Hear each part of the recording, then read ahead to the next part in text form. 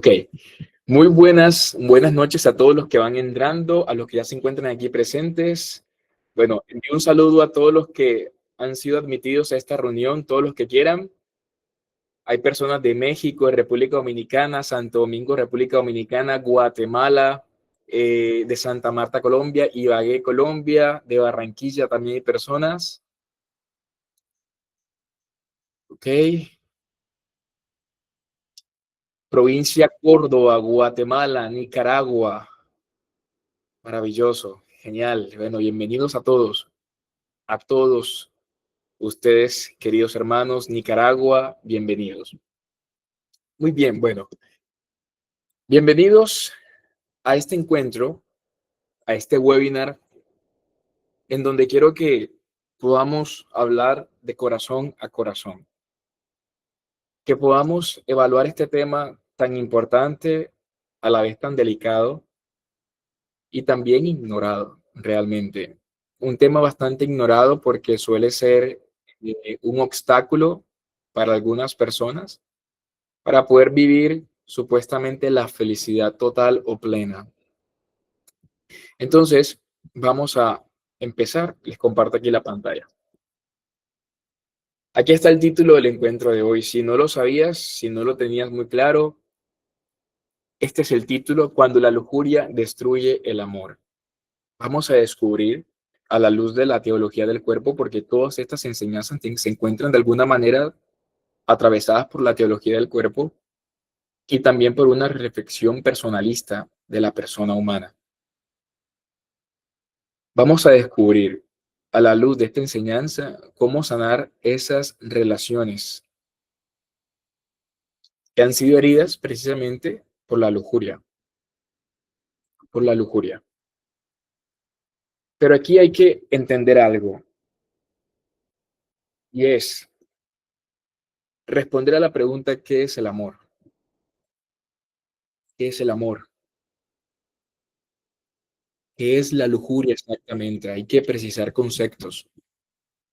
¿Y qué implica la sanación? ¿Qué ocurre dentro de un ser humano cuando se decide sanarse a sí mismo? Se decide por sanarse, cuando se decide por restaurar su vida. ¿Qué ocurre dentro del ser humano cuando se decide sanarse y cuando emprende un camino de sanación? ¿Cómo es el punto inicial y cuál es el punto final de ese proceso de sanación? ¿Qué ocurre en ese tránsito? ¿Cómo sabemos si vamos por buen camino en la sanación? La sanación, que es tan amplia que podríamos hablar de cada herida particular, específica, un camino, un camino de sanación, pero en este caso de las heridas de la lujuria. Porque la sanación es tan amplio que sería necesario realmente descubrir o reconocer el camino que nos lleva de un estado enfermo de ira, por ejemplo, a la mansedumbre, de la envidia al reconocimiento de la propia dignidad, o en este caso de la lujuria a la castidad. Entonces, la sanación implica el recorrido de un camino, pero siendo estos recorridos tan amplios, diversos, y a su vez en cada persona es diferente el camino a recorrer, vamos a intentar delimitar el encuentro de hoy solamente a la sanación de las heridas de la lujuria.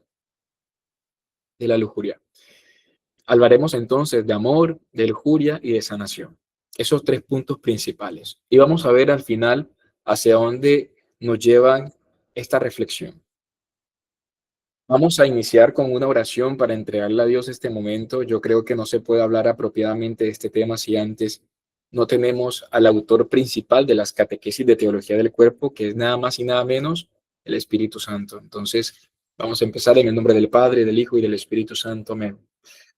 Amado Padre Celestial, Padre de amor, de luz y de bondad, agradecemos por el don de la vida.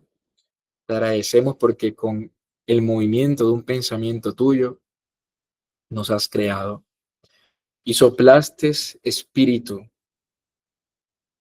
en el vientre de nuestra madre y nos formaste, nos tejiste, nos hiciste crecer y nacer. Y tienes un proyecto, un plan para nosotros. pero desde el cielo has contemplado desde el cielo millares y millares de veces que nos hemos tropezado, que nos hemos caído, que nos hemos herido, que nos hemos causado nosotros mismos heridas al utilizar el don del cuerpo de una manera inadecuada, o cuando también, sea por ingenuidad, por manipulación o simplemente por necesidad de un aparente cariño, nos dejamos utilizar. Hoy queremos quedar sanados por tu misericordia y hoy queremos encontrar una luz que nos lleve hacia la meta, que es tener un corazón sano y un corazón dispuesto a amar y a entregarse a los demás. Madre Santísima, te encomiendo todo lo que vayamos a compartir, cada palabra que salga de mis labios, que todo sea para la mayor gloria de Dios y para el bien de nuestras vidas. Amén. En el nombre del Padre, del Hijo y del Espíritu Santo. Amén. Muy bien. Queridos hermanos, hay tres preguntas a abordar. Ya somos 50 personas, gloria a Dios. Somos 52, gloria a Dios. Todos los que van entrando, 53. Los que van entrando, de verdad, qué belleza que podamos congregarnos para hablar de estos temas necesarios para nuestra felicidad, no temporal, también, pero esencialmente eterna. Este es el camino que yo les planteo.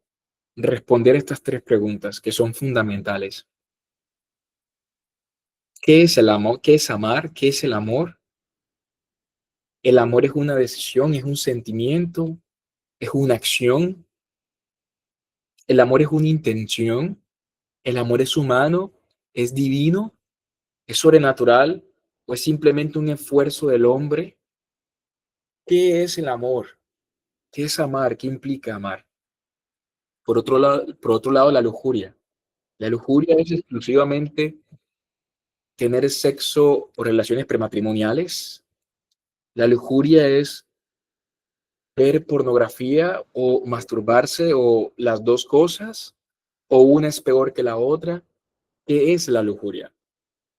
La lujuria solamente se centra en actos externos, o la lujuria también es interna.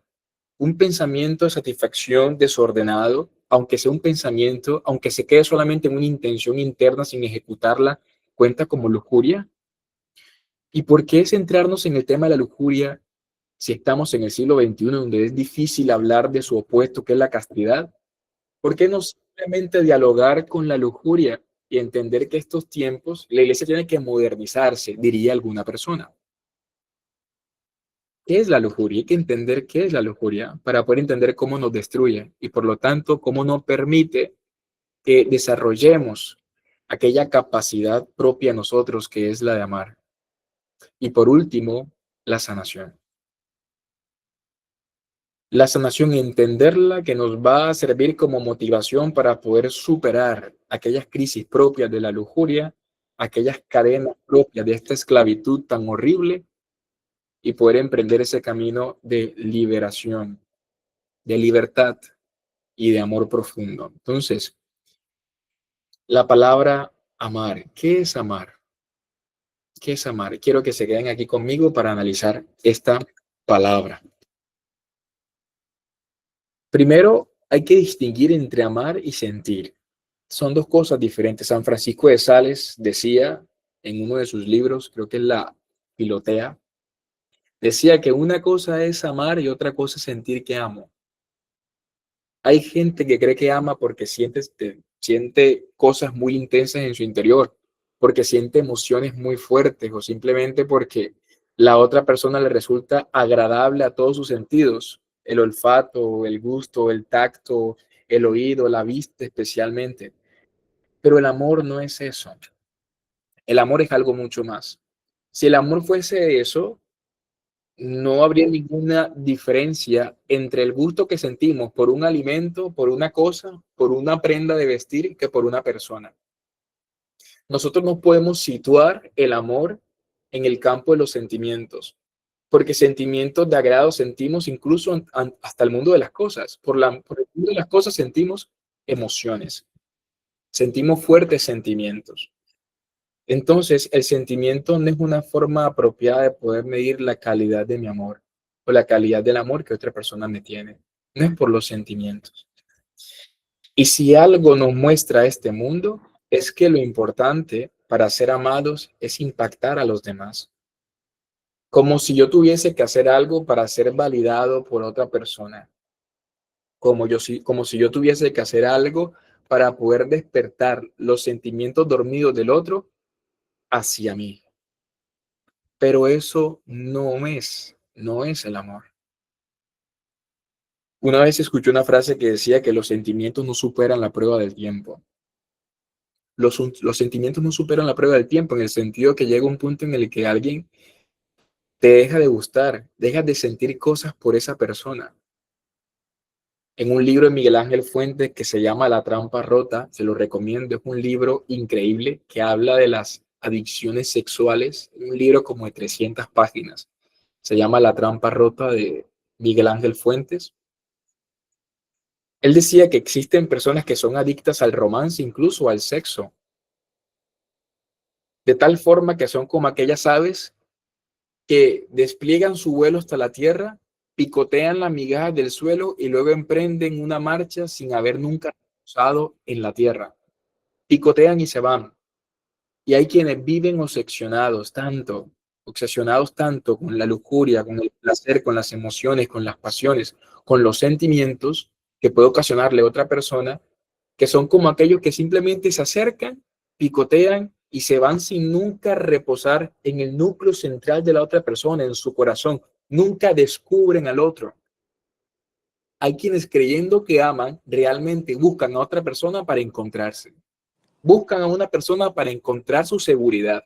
Buscan a otra persona para encontrar su comodidad. Buscan a otra persona para buscar su satisfacción. Es como si buscasen de alguna u otra forma el reflejo de la felicidad con la cual ellos sueñan. Y el amor no es eso. Yo no puedo buscar en el otro el reflejo de una felicidad soñada, porque sería un amor idealista. Me quedaría simplemente por aquello que creo que el otro me refleja y que corresponde al sueño que he tenido toda mi vida y nunca descubro la belleza, originalidad, unicidad, particularidad, especificidad de la otra persona. Nunca. Cuando no logramos eso, nuestro amor es inmaduro. Nuestro amor no ha crecido. Nuestro amor no ha alcanzado su plenitud, que implica más una acción de salida que de entrada. El amor implica salir. Cuando uno está enamorado, uno se siente extasiado. Le preguntan a uno, ¿cómo te sientes? Me siento extasiado. Pues la palabra éxtasis, su etimología viene de salir. De hecho, esa misma partícula viene de la palabra exit, salir en inglés. Éxtasis, de exterior, de salir. El éxtasis siempre es un movimiento de salida, de salida. El amor nos lleva naturalmente a salir hacia la otra persona, con la intención de conocer su realidad, con la intención de conocer lo bueno como lo malo. Eso es el amor verdadero. Entonces, en un mundo donde validamos el amor simplemente y su autenticidad solamente por las emociones, nos quedamos en las ramas y no vamos a la raíz del amor. Al propósito de esto, alguna vez escuché una frase que decía, se enamoraron de sus flores y en otoño no supieron qué hacer. ¿Entienden? Se enamoraron de sus flores y en otoño no supieron qué hacer. Eso pasa cuando te enamoras de la belleza externa de una persona, pero nunca palpaste su raíz más profunda. Aunque un árbol, dependiendo su estación, pierda sus hojas, pierda sus flores, pierda su fragancia y no tenga ningún fruto, las raíces perduran, pero las raíces están bajo tierra. Y para conocer sus raíces implica cavar, implica ensuciarse las manos, implica llegar a ese punto vital del árbol que no todo el mundo aprecia, pero que es importante para que siga viviendo. Tú le cortas las raíces a un árbol y ¿qué pasa? Se muere, se muere. Tú cortas un árbol por el tallo, pero si no están afectadas la raíz, ¿qué pasa? Vuelve a crecer. y puede volver a crecer a tal manera que llegue a ser un árbol frondoso y con flores bellísimas. ¿Pero gracias a qué? ¿En virtud de qué? En virtud de sus raíces. Lo que hace bella, hermosa, particular y especial a una persona no es lo que ves a primera vista, es algo que implica un conocimiento profundo. Se llama conocer las raíces del otro. Y las raíces se encuentran enterradas, caen en el mundo interior de la otra persona, en aquellas oscuridades profundas donde no todo el mundo tiene acceso, porque es oscuro, porque implica apreciar los temores más profundos de la otra persona. Eso es amar. Amar es un movimiento de salida, de éxtasis, para ir al otro. Pero hay un enemigo muy grande que nos impide aquel movimiento de salida. Y es un movimiento que nos lleva a centrarnos exclusivamente en nosotros mismos. Es un movimiento que no nos permite apreciar al otro como don, sino como objeto. Y se llama lujuria. En teología del cuerpo, esto se analiza muy bien en el momento en el que pierden la inocencia original Adán y Eva. Y quiero que escuchen esto. Esto es un adelanto un poquito de los cursos de teología del cuerpo que damos. Cuando hablamos de, cuando hablamos de inocencia en Adán y Eva, no nos referimos a una inocencia como de niños. Nosotros solemos creer que Adán y Eva al principio estaban desnudos, pero porque no tenían ningún tipo de conciencia, como los niños. Los niños están desnudos y no sienten vergüenza. ¿Por qué? Y la gente dice, porque son inocentes, porque no tienen su corazón dañado aún, como si fuese un, un paso necesario o una etapa necesaria el perder la inocencia del corazón. No, no es un paso necesario y que deba darse en el proceso de maduración de una persona, ¿no? Pero hemos asociado la inocencia de Adán y Eva antes del pecado con la inocencia de los niños. Pero escuchen esto muy bien, que esto va a ser vital para este encuentro. Escúchenlo. Adán y Eva no sentían vergüenza, no por una falta de conciencia, cosa que sí pasa en los niños. Todo lo contrario, es por una plena conciencia. Ellos tenían tanta plena conciencia del valor de la otra persona que en su corazón nunca se asomaba la intención de cosificar al otro. Lo que cambió en Adán y Eva no fue que su mente se desarrolló, maduró o creció. No, todo lo contrario. Su mente se contaminó, se achicó, se estrechó. Por lo tanto, la pureza de corazón y la pureza de mirada implica una amplitud de corazón, tener un corazón grande, un corazón abierto, un corazón dispuesto a mirar el don de la otra persona. Y este amor se hace presente en el esposo y la esposa que se demostraron en su proceso de noviazgo. Todo el amor que se tenían, ¿por qué? Porque conocieron sus raíces y al conocer esas raíces el esposo y la esposa han llenado sus ojos tanto de amor del uno por el otro que ese amor es capaz de alguna manera, absorber la vergüenza propia del primer acto sexual que puedan tener el uno y el otro en la luna de miel. Es decir, cuando vean sus cuerpos desnudos. ¿Por qué ya no hay vergüenza? Porque el amor es la que sumerge esa vergüenza, la consume, la diluye. La vergüenza fue un movimiento de pudor en Adán y Eva. Fue un movimiento de pudor. Si tú tienes algo muy valioso y ves a alguien peligroso, sospechoso, de que quizás sea una mala persona, y tienes algo valioso en tus manos como un celular, a lo mejor tú lo guardarías inmediatamente. ¿Por qué? No porque sea motivo de vergüenza tu celular, sino porque es muy valioso y se acerca a alguien por quien tienes una cierta sospecha de que te puede hacer daño y te puede robar. Eso fue lo que pasó en Adán y Eva. Sus miradas cambiaron, no porque tenían vergüenza de sus cuerpos, sino que se cubrían ante la mirada de otro que no me ve como don, no me ve con amor. Perdieron una virtud fundamental que Dietrich von Hildebrand lo llama por reverencia.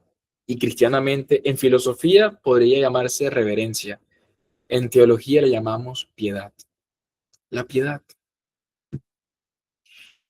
Queridos amigos, hermanos, el amor verdadero implica piedad. Piedad.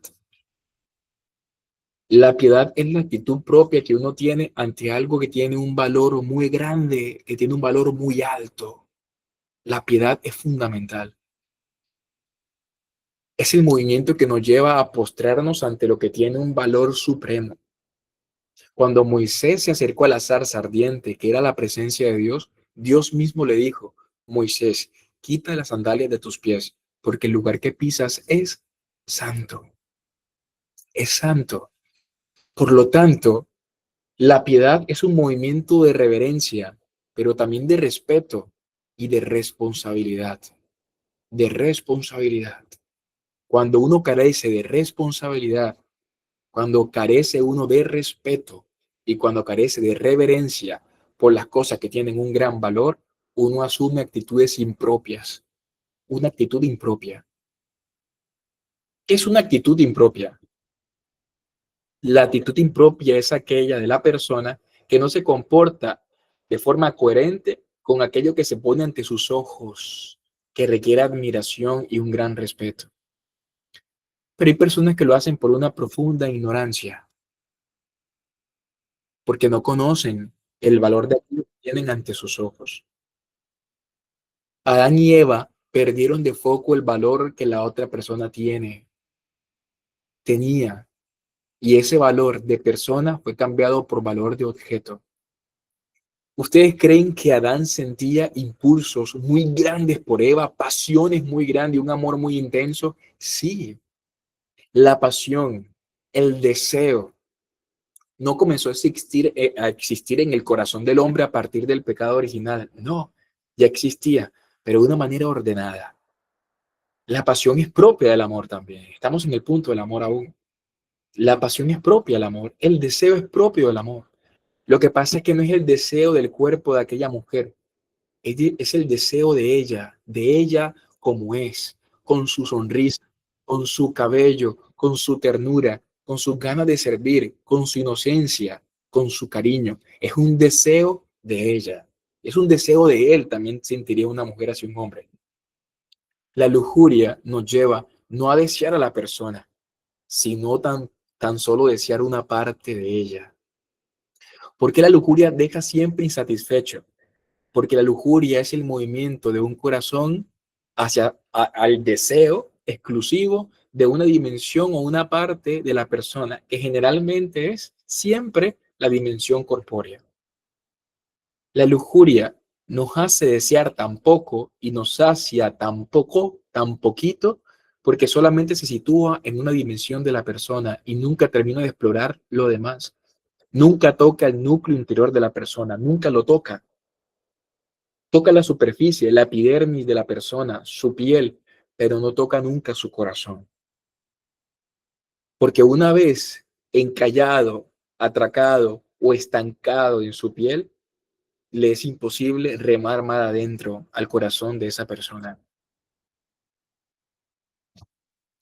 Esto pasa cuando un hombre es capaz de tener los miles de detalles habidos y por haber para hablarle tierno a su novia cuando quiere como resultado algún beneficio sexual.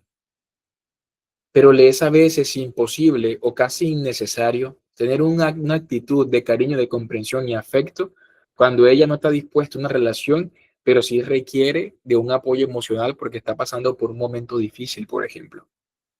¿Por qué el trato cuando hay una disposición sexual o cuando hay una apertura a tener sexo? ¿Por qué el trato es tierno, dulce, cariñoso? ¿Y por qué cuando se refiere a otros aspectos de la persona, como su vida emocional que está siendo afectada por algún acontecimiento que esté viviendo esa mujer, por qué no hay esas mismas disposiciones? ¿Por qué? Porque no hay una intención interior de echar mar adentro, de remar mar adentro, tan solo quedarse en las orillas del corazón de la persona.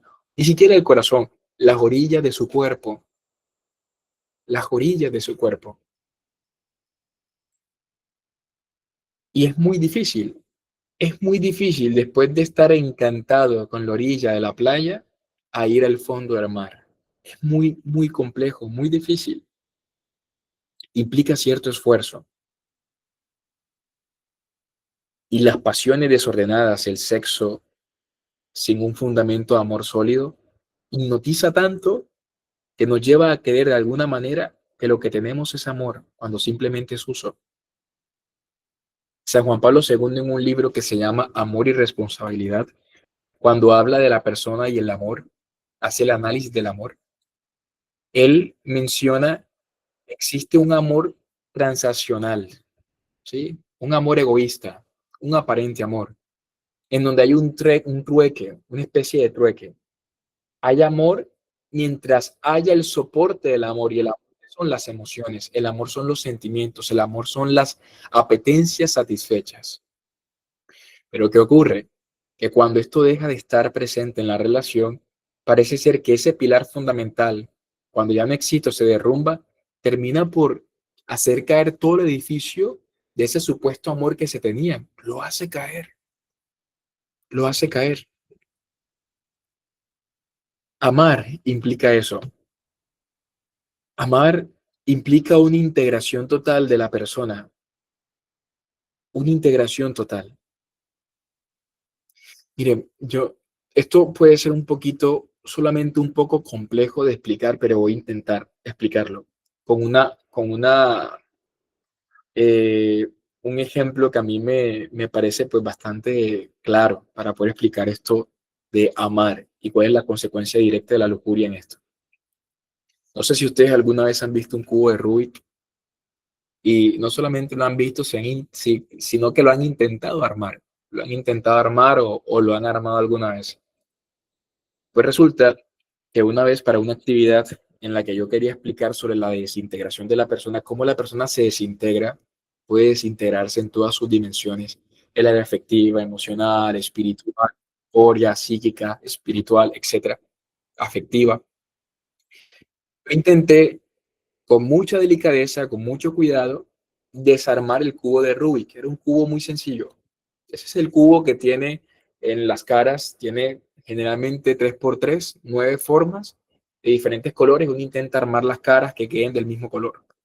Yo intenté desarmar el cubo con mucha delicadeza y mi intención era sacar intacta la pieza que se encuentra en el centro del cubo de Rubik. En el cubo de Rubik, en el centro, hay una pieza que le llaman el corazón. Y esa pieza es la que mantiene el cubo de Rubik armado, integrado. Yo intenté sacar pieza por pieza, pero con cada pieza que sacaba del cubo, sentía que algo se partía dentro. Algo se partía. Al final terminé de desarmar todo el cubo, quería dejar todas las piezas sueltas, pero cuando fui a la pieza del corazón, a la pieza central, estaba partida en 4 o 5 pedazos.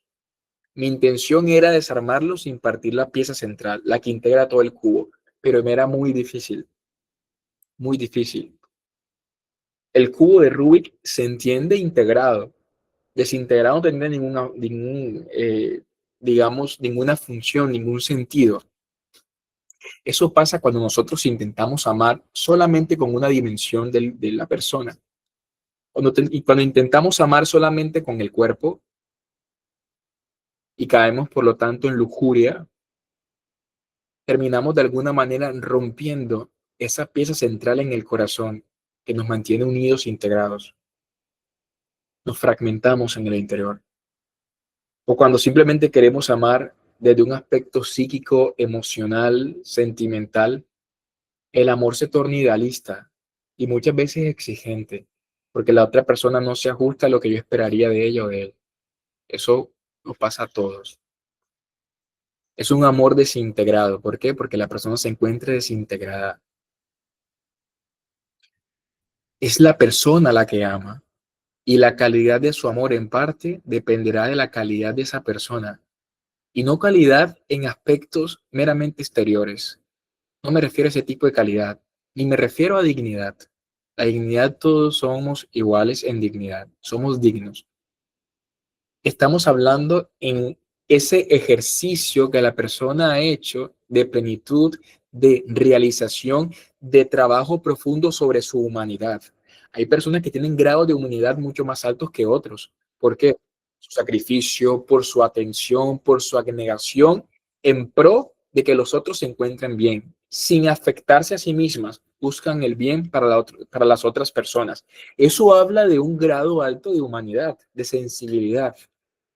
A eso me refiero con calidad humana, con calidad humana. La calidad de nuestro amor depende muchas veces de nuestra calidad humana. Por eso el amor no es un mero sentimiento, no es un contento de pasiones y sentimientos. El amor es la entrega de mi humanidad en acciones, en palabras, en gestos. Es la entrega de lo que yo soy.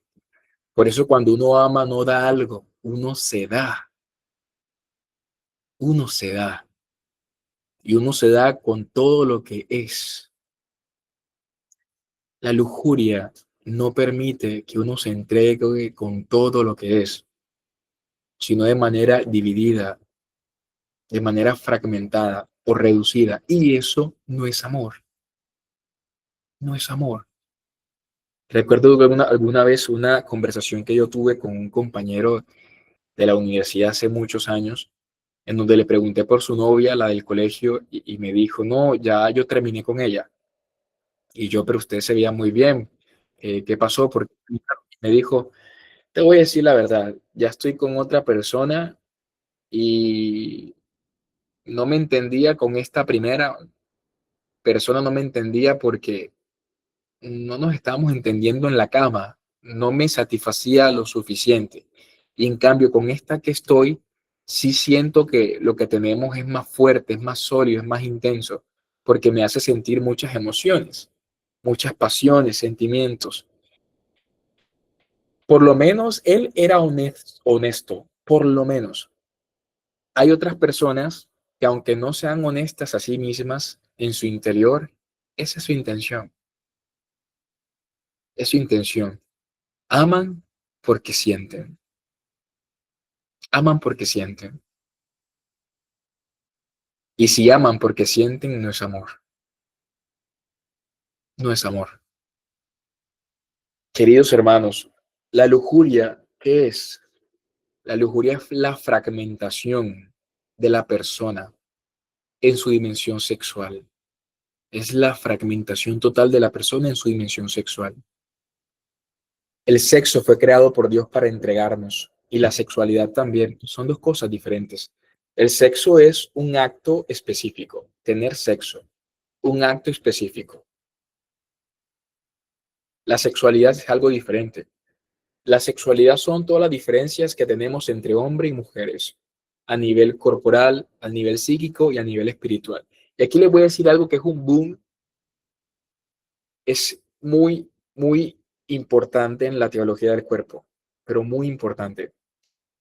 Yo les hago una pregunta y espero que enciendan los micrófonos quien quiera responder o escriba en el chat, voy a estar muy pendiente. A ver, la pregunta es, primero, dos preguntas. La primera es, ¿con qué amamos? ¿Con el cuerpo o con el alma? De hecho, en estos días voy a sacar un reel de eso. Ya está grabado, nada más es colgarlo. ¿Con qué amamos? ¿Con el alma o con el cuerpo?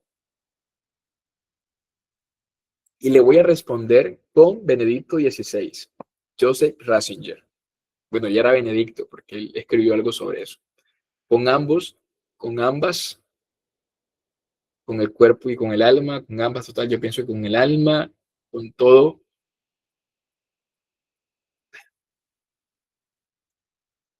Nosotros no podemos, estamos hablando de fragmentación. ¿Qué es lo que hace la lujuria? Fragmentar a la persona en su dimensión sexual. No podemos entender que el cuerpo está acá y el alma se encuentra acá.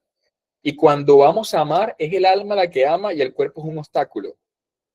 No. ¿Cristo con qué nos amó? ¿Con el alma o con el cuerpo? Te los planteo así. Si Cristo nos amó solamente con el alma, ¿en qué queda la veneración que hacemos a su cuerpo santísimo en la Eucaristía, la adoración? ¿Por qué nos conmueve tanto la entrega de Cristo? Porque fue un alma que se entregó. vemos correr de sus llagas su propia sangre, la sangre de Dios, la sangre de Dios. Así como Cristo nos amó en cuerpo y alma, en todo lo que Él es, nos amó en cuerpo, en alma, en afecto. Dice que lloraba por Jerusalén al verla. Jerusalén, Jerusalén, cuánto quisiera acogerte debajo de mis brazos como la gallina sus polluelos. No es amar exclusivamente con el cuerpo, sería lujuria. No es amar exclusivamente con los sentimientos, sería sensiblería. No es amar exclusivamente con el alma, sería un amor desencarnado.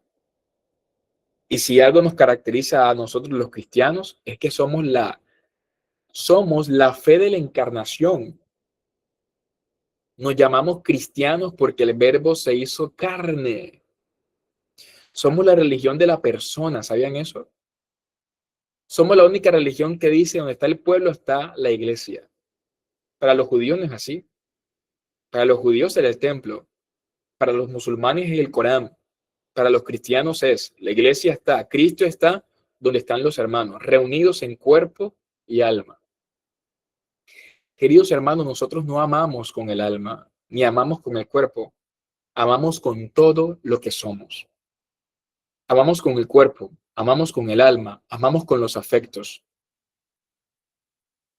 Pero la lujuria nos inclina tanto de manera desordenada a saciar el cuerpo, a buscar de alguna manera el contacto físico con la otra persona y también suscitar cada vez más un contacto más privado, más íntimo con la otra persona para poder sentir que amo. Cuando muchas veces una mirada acaricia más que cualquier contacto lujurioso. Hay mujeres, muchas realmente, que sintieron que un hombre las tocó de verdad en lo más profundo de su ser cuando éste les miró con amor y no con lujuria.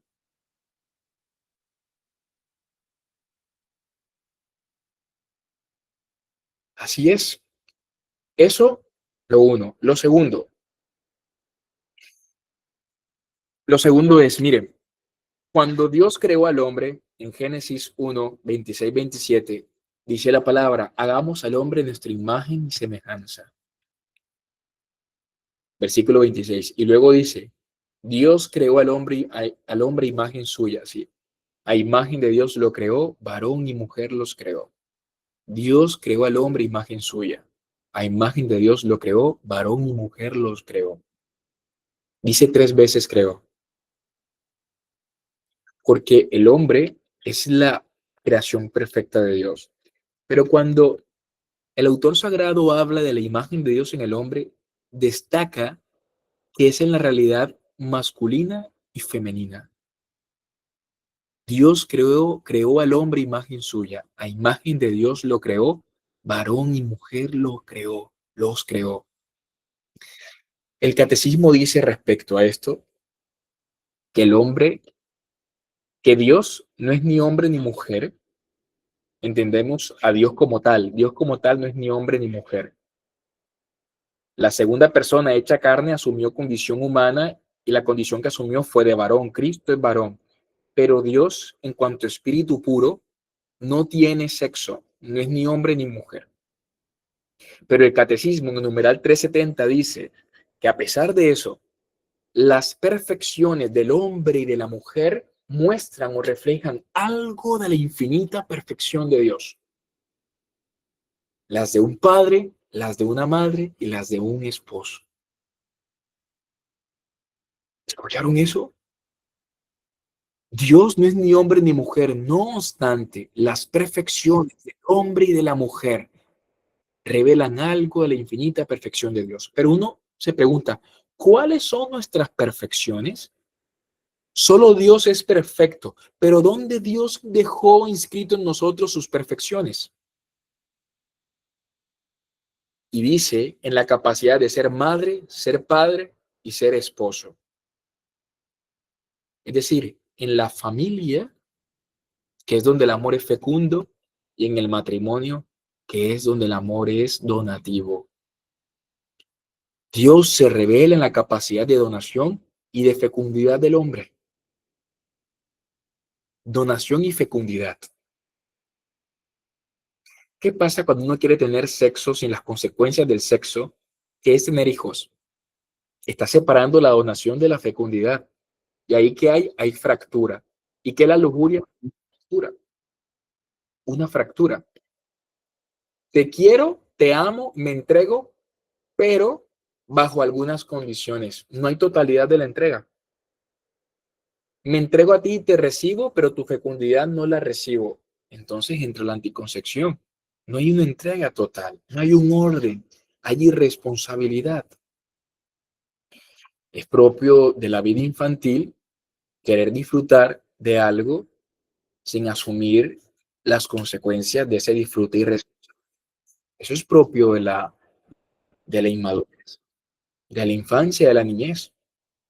Si algo nos caracteriza a nosotros como personas maduras y adultas, porque yo creo que por lo menos casi todos somos mayores de edad, mayores de 18 años, eso creo. Hay personas que de pronto no y son también bienvenidos. Lo propio del amor es asumir las consecuencias de esta con responsabilidad, con responsabilidad. Y volviendo entonces, el amor de Dios se encuentra reflejado en la capacidad de ser padre, ser madre y ser esposo, en la unidad y en la fecundidad. El rostro de Dios se ve reflejado en las personas que se aman incluso a través de sus cuerpos. No se aman con sus cuerpos, se ama la una y la otra con todo lo que es. Implica no solamente su cuerpo, la envoltura, sino todo lo que son. Y solamente así el amor es personal, solamente así el amor es responsable, es fecundo. Ahora, en los novios, ¿cómo es el amor? El amor total. El amor total siempre dispone o está preparado para una caricia física, pero una caricia que dispone a una intimidad primordial para ese estado que se vive en el noviazgo, que es un estado de conocimiento, un estado en el que debe florecer la flor bella de la ternura. ¿Para qué son los actos de cariño, de amor y de afecto en los noviazgos? Para suscitar esa partícula elemental en la vida afectiva de las personas que se llama la ternura. Ternura. ¿Qué hace la ternura en nosotros? ¿A qué nos invita? La ternura de alguna manera nos hace sentir a la otra persona como propia, sus sentimientos como propio. De alguna manera mi estado emocional se une a la otra persona. También viene de aquí la empatía. Empatos, pathos en griego, que significa padecer o sufrir. Y es en el otro o dentro del otro. Empatía, sufrir o sentir en la otra persona. En pathos, sufriendo o sintiendo en el otro. Ahí viene la consideración, viene la atención, viene la ternura, viene un montón de cosas importantes. En pathos. La otra es enamorado, en el amor del otro, en el amor del otro. Eso es el enamoramiento. Entonces, es una manera de encontrarme en la otra persona, de salir al encuentro del otro, pero la lujuria no me lo permite, no me lo permite. ¿Y esto qué lleva? Esto lleva al uso, a la manipulación, llega al egoísmo, llega al egoísmo. Llega incluso a darme cuenta que la otra persona me está haciendo daño y yo no soy capaz de acabar con esta relación. ¿Por qué? Porque me encuentro atado. Y cuando esto ocurre, vienen las heridas profundas en la relación. Y aquí ya vamos con las heridas. Con las heridas. La herida principal que trae la lujuria son problemas de identidad. Problemas de identidad. La lujuria destruye la identidad de la persona. La identidad de la persona. Hace algunos días estuve viendo la película entre ayer y antes de ayer, estuve viendo la película intensamente, la uno y la 2. Si no la han visto, se la recomiendo. Eh, yo creí viendo la primera que iba a ser una película de niños yo dije, voy a verla. Hay películas animadas que incluso siendo adulto a uno le dan una enseñanza. Ni me había visto el tráiler ni nada, voy a verla. Me la vi y me di cuenta que esa película no fue creada, aunque pareciera, no fue creada para niños. Fue creada para adultos que fueron heridos en su infancia. Así lo vi yo. Impresionante, yo me quedé.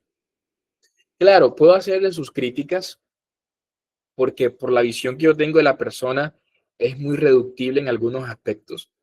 Creo que esa película eh, limita la identidad de la persona meramente a sus emociones, sus sentimientos. Creo que el hombre o la persona es mucho más que sus sentimientos, es mucho más que sus impulsos afectivos, pero me dio muchas luces.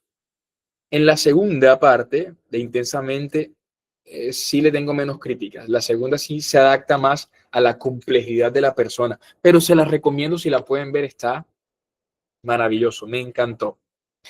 Y allí hablaba de la identidad de la persona en la segunda parte. La identidad de la persona se forma básicamente por recuerdos, memorias que impactaron de manera radical a la persona, por memorias muy profundas que dejan huella en el hombre. Y resulta que entre más grande sea la emoción que acompañe esa huella, más, por más tiempo quede impregnada en la conciencia de la persona, en su mente, en su espíritu, quede impregnada por las emociones que genera. Es decir, ante un impacto muy grande, aquel acontecimiento queda marcado con mucha más facilidad. De alguna manera, las emociones sirven como una especie de pegamento. Y poco a poco, esas imágenes, esos recuerdos, esas memorias van forjando lo que es el sentido de identidad. De pronto, tengo muchas memorias y recuerdos de bien que he hecho a mis familiares, a mis compañeros del colegio, del estudio, del trabajo, desde que era pequeña hasta la fecha, y eso ha en mí construido un sentido de identidad, y es que soy una buena persona. Soy una buena persona. Y claro, si esos recuerdos y memorias están acompañadas de emociones y fuertes, sentimientos, pasiones fuertes, no necesariamente malas, pueden ser buenas. La alegría es una pasión, ¿sí? El miedo también lo es una pasión, ¿sí? Son pasiones porque de alguna manera nos afectan físicamente, nos hacen padecer o sufrir algún cambio, un efecto. Esas son las pasiones. Pues resulta que entre más grandes sean las emociones acompañadas a una acción o un recuerdo, estas quedan más fijadas en nuestra conciencia y van forjando poco a poco un sentido de identidad. Y si algo viene acompañado de pasiones muy fuertes, sentimientos muy fuertes, mentales como físicos, es el campo de la sexualidad, es el campo de la afectividad también. Si se vive irresponsablemente la sexualidad, poco a poco voy a ir construyendo un sentido de identidad propio de una persona que opera o que vive de acuerdo al criterio de una sexualidad desordenada. Y llega un punto en el que me dejo utilizar por la otra persona. Mire, yo he conocido mujeres que después de un proceso de desintoxicación, de una relación tóxica, de un proceso de perdón a sí mismas, me lo han dicho con lágrimas. Yo no sé cómo yo permitía que mi hija me hiciera esto, esto, esto y esto, y yo tengo que detenerla para que no me dé tantos detalles. Y quedarme las viendo y decir, pero, o sea, mírate, eres una mujer bella, inteligente, o sea, un ángel de Dios. ¿Cómo fue posible que llegaras hasta allá? Claro, no se los digo, pero lo pienso. ¿Por qué? Porque forjaron un sentido de identidad. Soy una cosa, soy una cosa. La herida que deja la lujuria en nosotros es una herida de identidad, porque nosotros nos vamos haciendo con nuestras obras.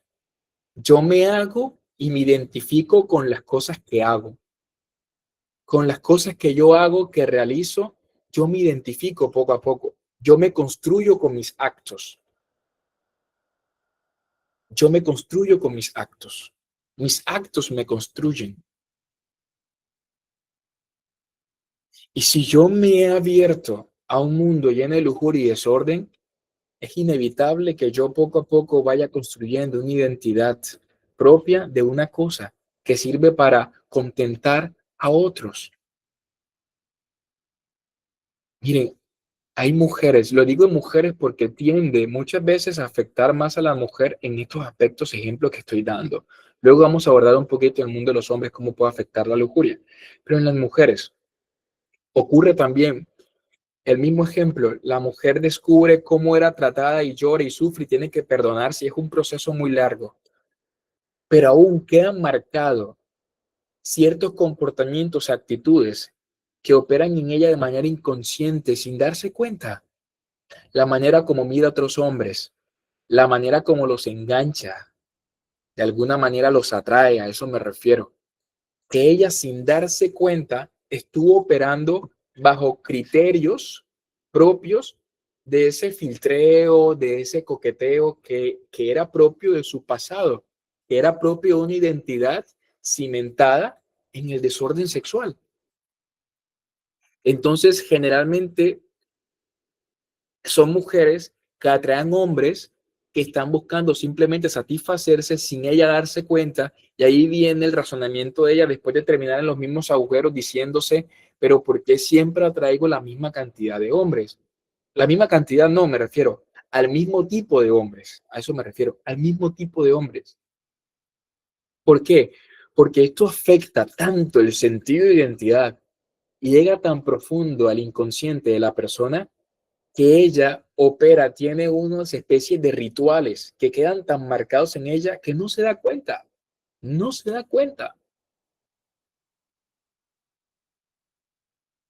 Hay veces que tiene una relación y sin darse cuenta le genera a su novio inseguridades o su novio le reclama por X o Y cosa lleno de celos y ella lo ve como una exageración de su novio, pero es que ella puede que está haciendo cosas y ella en realidad no se da cuenta.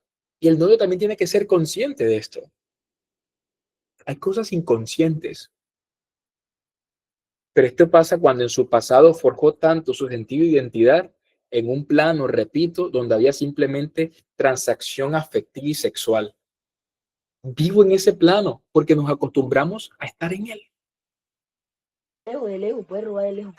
Lo que quiere decir que poco a poco, de manera inconsciente, nos vamos haciendo daño. Aún sin quererlo, nos hacemos daño.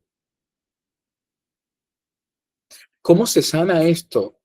¿Cómo se sana esto? Esto se sana forjando poco a poco un sentido de identidad distinto, un sentido de identidad diferente.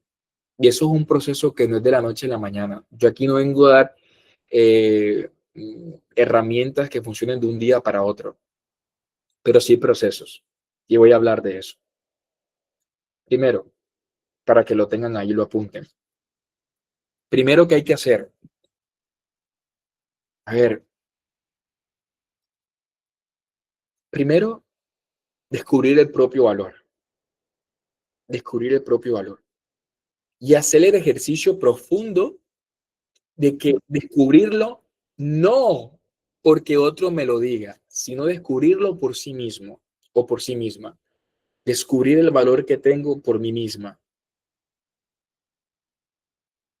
Esto es muy importante, porque si nosotros descubrimos, o más bien construimos nuestro sentido de identidad y de valor propio o de amor propio, por la manera o por lo que otras personas me dicen, siempre voy a depender de ellas.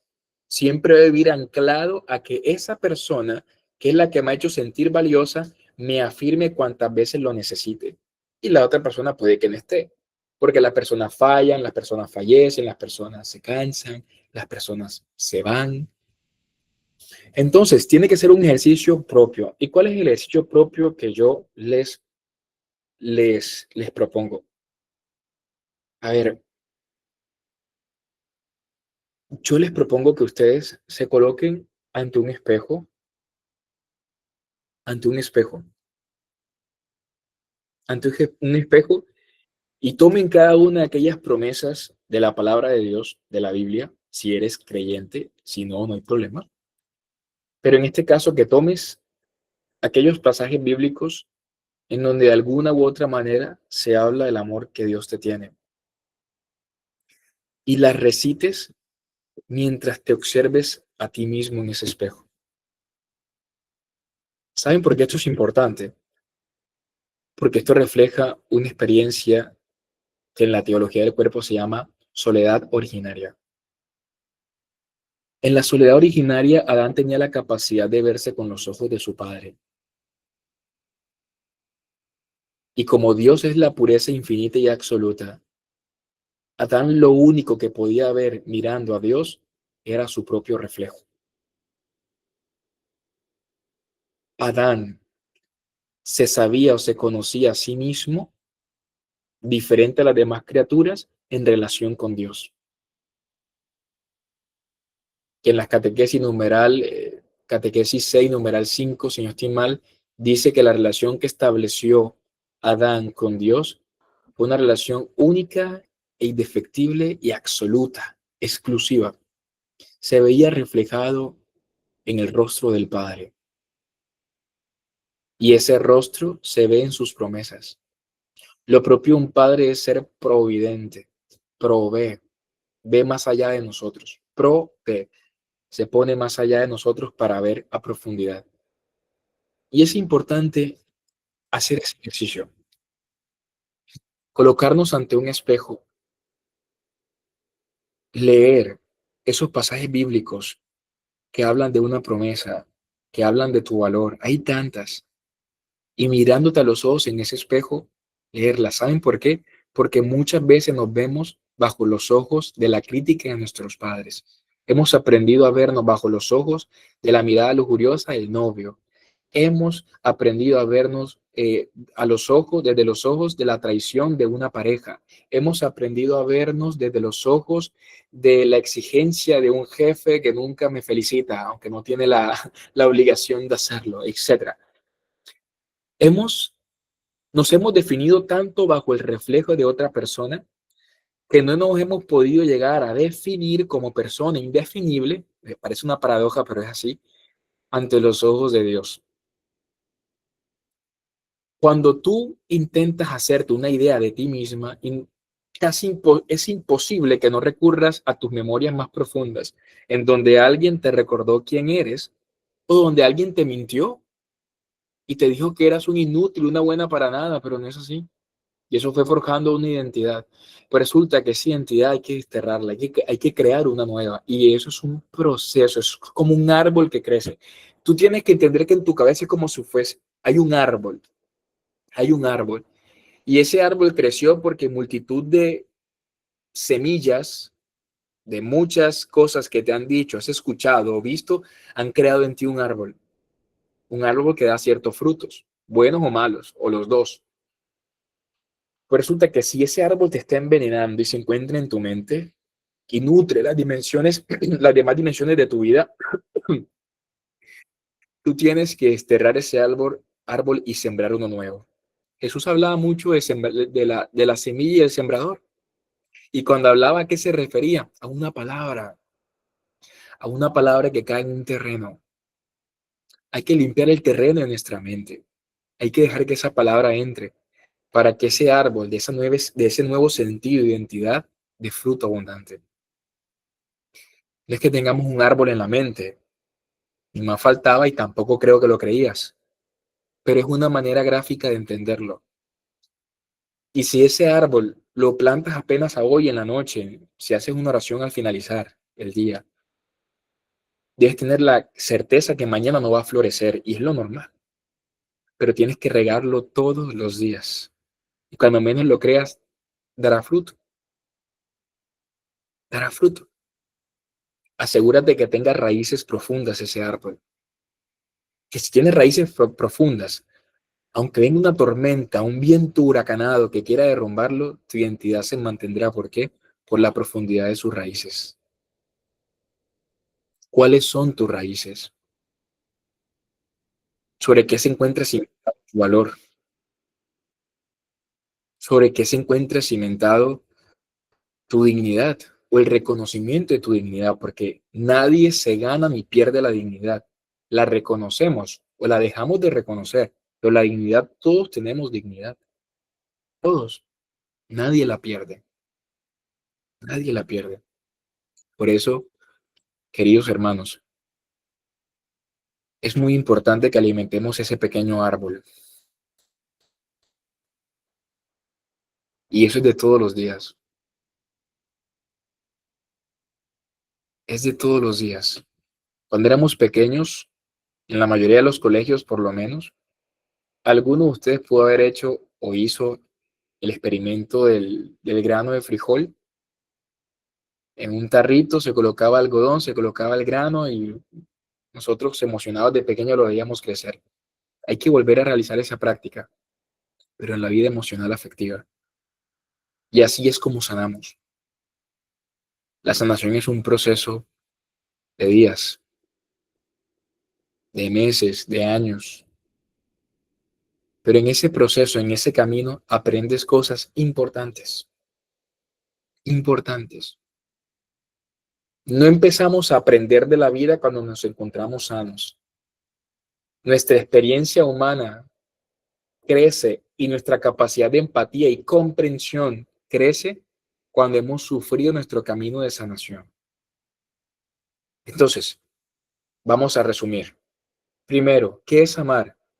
Amar es reconocer a la otra persona como un don invaluable, digno en sí mismo y que requiere de mí una actitud de reverencia, de amor, de cercanía respetuosa. Eso es amar. Eso es amar de verdad. La lujuria nos fragmenta como personas al punto que no podemos amar. Nos fragmenta como personas la lujuria. Y tercero, y último, la sanación. La sanación es plantar un árbol que debe crecer, pero requiere tiempo. Y en ese proceso, esperando que ese árbol crezca, aprendes lo que es la paciencia, aprendes lo que es la constancia de echar agua todos los días, aunque no veas ninguna flor brotar, ningún fruto salir. Aprende lo que es la paciencia, la constancia, la reverencia ante tu propio proceso. Ama tu propio proceso. La lujuria como hombre te ha desintegrado, ha fragmentado tu sentido de identidad, que te ha hecho creer que puedes ser feliz solamente cuando utilizas una mujer, que te hace creer que no existe acto más noble en la vida que sea tratar a una mujer como una princesa, como una dama, lo cual no significa que dejemos de sentir cosas intensas por ella, siempre las sentiremos. Como mujer te hace sentir una cosa y no fuimos creados como cosas, sino como personas. De este tema se puede hablar muchísimo y yo les quiero plantear una posibilidad para poder profundizar en esto. El lunes 17 de noviembre empezaremos un curso de teología del cuerpo, un curso online, dura 7 meses y lo manejamos también por Meet. Es un curso que se encuentra avalado por la Asociación Española de Personalismo. Quien no conoce la asociación, es dirigida y fundada por Juan Manuel Burgos. Juan Manuel Burgos es aquel que ha traducido al español, editado al español muchas de las obras de Karol Wojtyla, como Amor y Responsabilidad, Persona y Acto o Persona y Acción, que son fundamentales para la teología del cuerpo. El hermano del profesor Burgos, del doctor Burgos, se llama Alejandro Burgos y es aquel que tradujo al español las catequesis de teología del cuerpo de Ediciones Cristandad. O sea, imagínense eso. Es un equipo pues maravilloso. En este curso se encuentra presente el doctor Burgos y también el padre Jaime Rodríguez de los Legionarios de Cristo. No sé si lo han visto alguna vez. Él es experto en teología del cuerpo, doctor en teología y es profesor también en teología del cuerpo del máster en teología del cuerpo de la Francisco de Vitoria de España. Ambos son de España, el doctor Burgos y también el padre Jaime Rodríguez. Y bueno, y el instituto que saca adelante todo esto es el Instituto de Pensamiento y Persona. Es un instituto que le damos la bienvenida y también para que sea acogido por todos ustedes. Y quiero presentarles un poco de este curso, en donde vamos a abordar en tres introducciones que van a ser abiertas para todo el mundo. En esta primera introducción abordamos los modelos antropológicos, en donde se toca básicamente la historia de la filosofía, en lo que se ha entendido como persona humana en la historia de la filosofía. ¿Qué es la persona? ¿Qué es la persona? Es realmente indispensable para poder hacer nuestra reflexión. Entonces, es súper indispensable e importante este esta primera clase que es totalmente gratuita. Hablamos también de Karol Wojtyla, San Juan Pablo II. En esta clase se propone pues un recorrido por la vida de Karol Wojtyla desde su niñez en Polonia marcada por la fe y la resistencia cultural hasta su elección como Juan Pablo II. Es importante explorar su familia, su vocación, su labor pastoral, intelectual y poética para poder profundizar en la enseñanza de la teología del cuerpo. Descubrimos un poco de su vida aquí en este módulo, que es indispensable. Luego, uno de mis favoritos, Cristo el novio. Cristo el novio, que por cierto hay un taller donde hablo de esto. En esta clase se presenta básicamente a Cristo como el novio, revelando en la teología del cuerpo una historia de amor que atraviesa toda la escritura, desde la alianza en el Sinaí hasta la última cena, la pasión y la plenitud escatológica en la Nueva Jerusalén. Esta clase es muy importante porque muestra que la sexualidad y la corporeidad humana no son realidades marginales, son realmente símbolos sacramentales. ¿Por qué? Porque revelan a la persona. Sacramentales de un misterio divino. Es decir, que la sexualidad incluso es capaz de reflejar al mismísimo Dios. Ya después de esta introducción, vamos con una preparación filosófica que es indispensable. En este curso hay mucho de filosofía. ¿Por qué? Porque sin la filosofía no podemos profundizar en las catequesis de teología del cuerpo. En este curso pueden profundizar muchísimo de la sexualidad, del amor, de un montón de cuestiones que van a ser necesarias para poder responder a cuestiones fundamentales en su vida.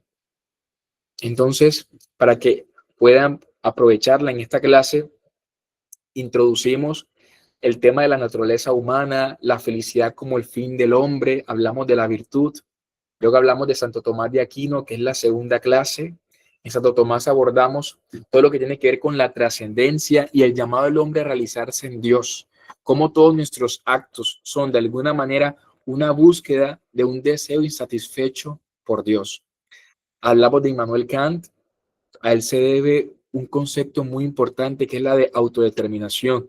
Actuar con conciencia, conciencia de que amamos de una manera desinteresada. Luego vendrá Max Scheler.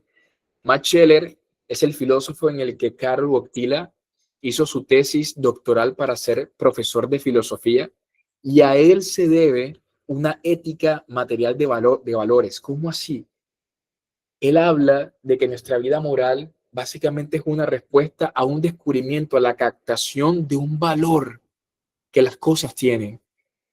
Actuamos por impulso. Cuando tú descubres el valor de algo, y ese valor afectivo eres capaz de captarlo de manera adecuada, perfecta, tú eres capaz de responder a a ese valor, llámese persona, llámese el amor, etc.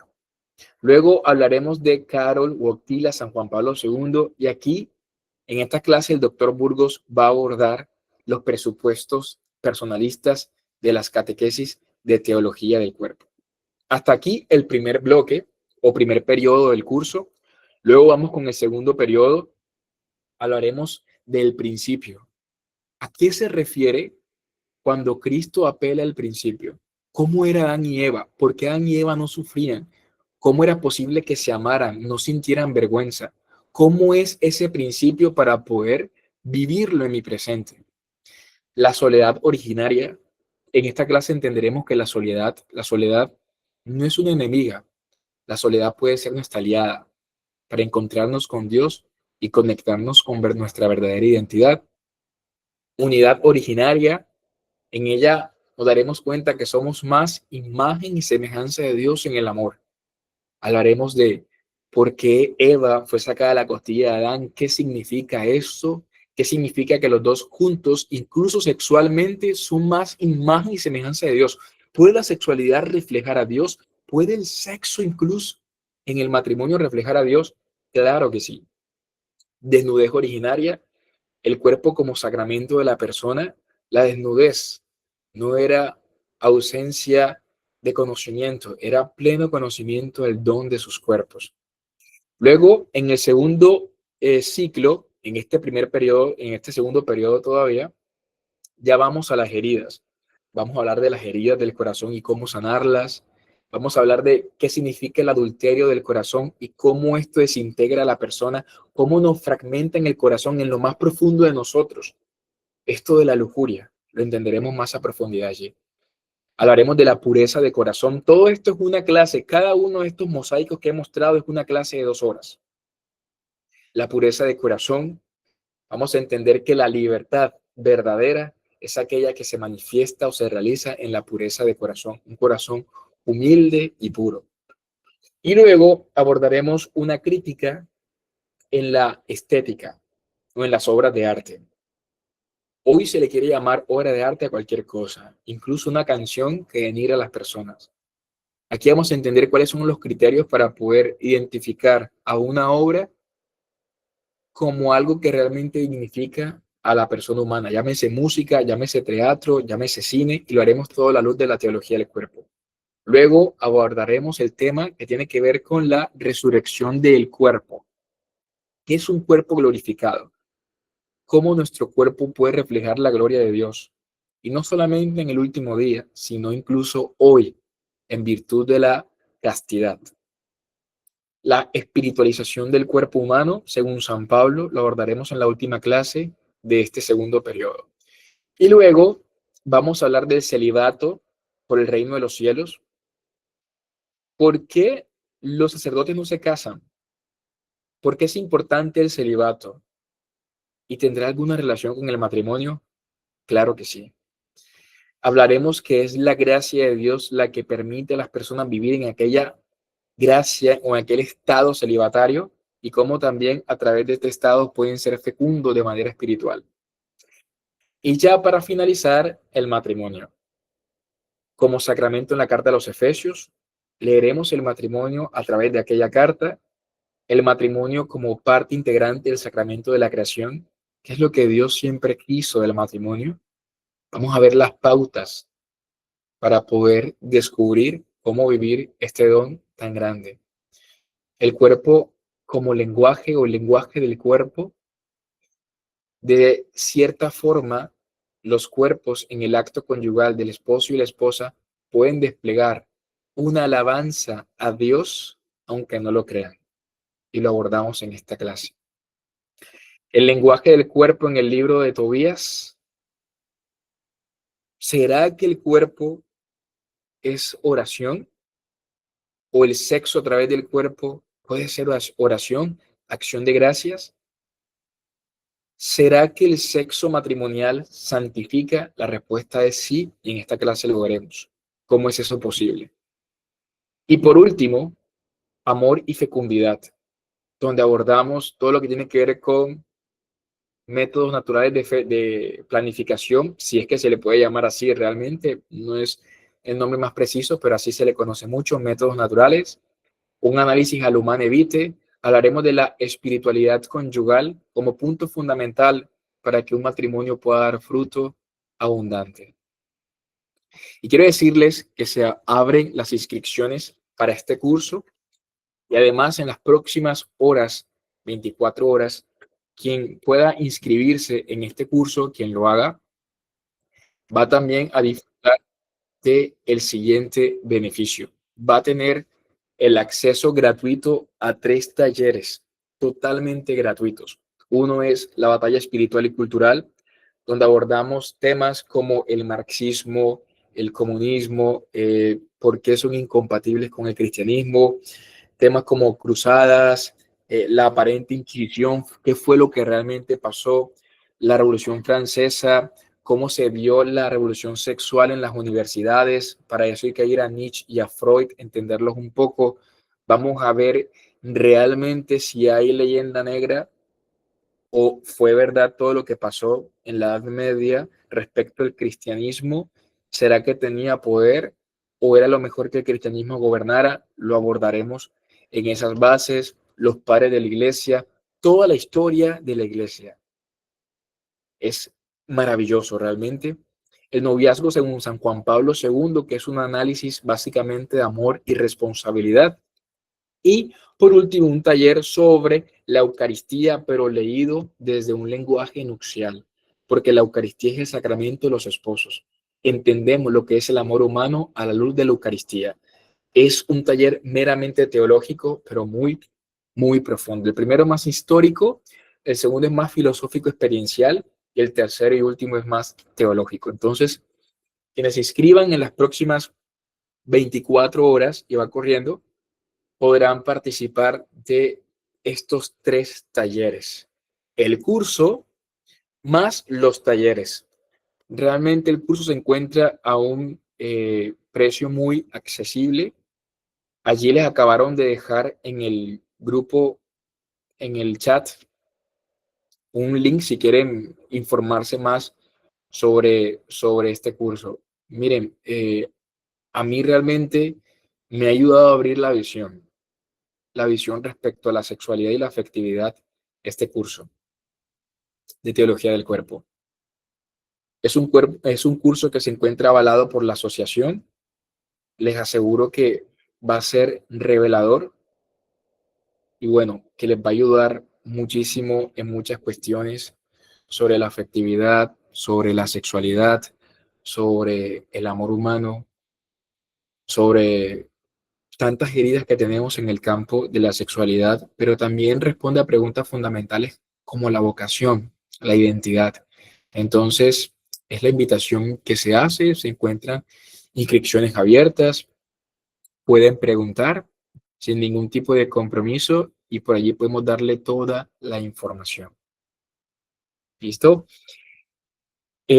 También aprovecho este espacio para informarles que el próximo año, por allí en febrero, con el favor de Dios, va a salir un curso de teología del cuerpo, pero más aplicado a la sanación interior.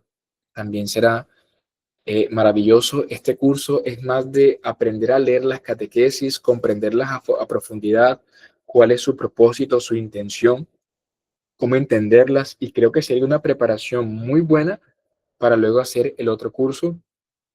Saldrá en mayo el otro curso de introducción al personalismo. Es un curso que lo van a dictar doctores en filosofía de la Asociación Española de Personalismo. Será un curso muy profundo para todos los que quieran profundizar en esto de, de la filosofía personalista, que estaré hablando mucho de eso en mis redes próximamente.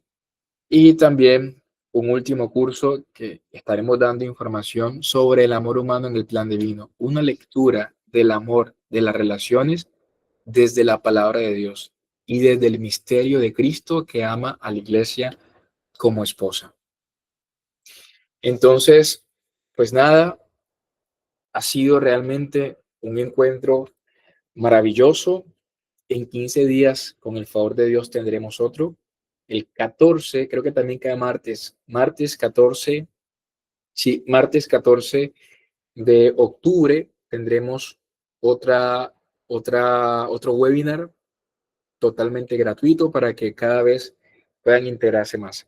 Les invito a que no se salgan en los grupos de WhatsApp. Si estás en un grupo, quédate allí, porque por esos grupos vamos a pasar los siguientes eventos de acceso gratuitos. Hablaremos de los talleres que dictamos, hablaremos también de los cursos que dictamos, que realizamos en el instituto, como la Asociación Española de Personalismo, y lo importante es que pueda nutrirte como persona, porque esa es la prioridad que tiene el instituto, de que podamos tener herramientas para formarnos como personas, no solo en el campo intelectual, sino también en el campo afectivo. Entonces, una vez más, el anuncio, quien se interese por el curso, ahí tiene el link, pueden preguntar por allí y se les podrá dar toda la información.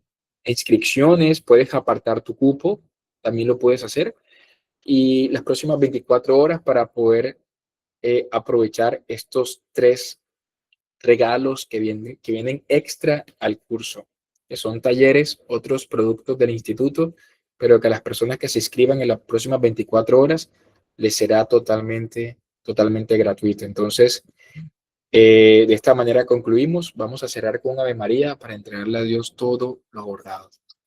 En nombre del Padre, del Hijo, del Espíritu Santo. Amén. Dios te salve María, llena eres de gracia, el Señor es contigo. Bendita tú eres entre todas las mujeres, bendito es el fruto de tu vientre Jesús. Santa María, Madre de Dios, ruega por nosotros los pecadores, ahora y en la hora de nuestra muerte. Amén. Gloria al Padre, al Hijo y al Espíritu Santo, como era en el principio y siempre, por los siglos de los siglos. Amén. En nombre del Padre, del Hijo y del Espíritu Santo. Amén. Muy bien. Atreverse a hacer este curso y descubrir esas herramientas para hacer crecer ese nuevo árbol en nuestras cabecitas y en nuestros corazones. Que tengan una bendecida noche y nos vemos en 15 días. No se salgan de los grupos e inviten a muchas más personas. Que descansen. Un abrazo a todos. Feliz noche, bendiciones.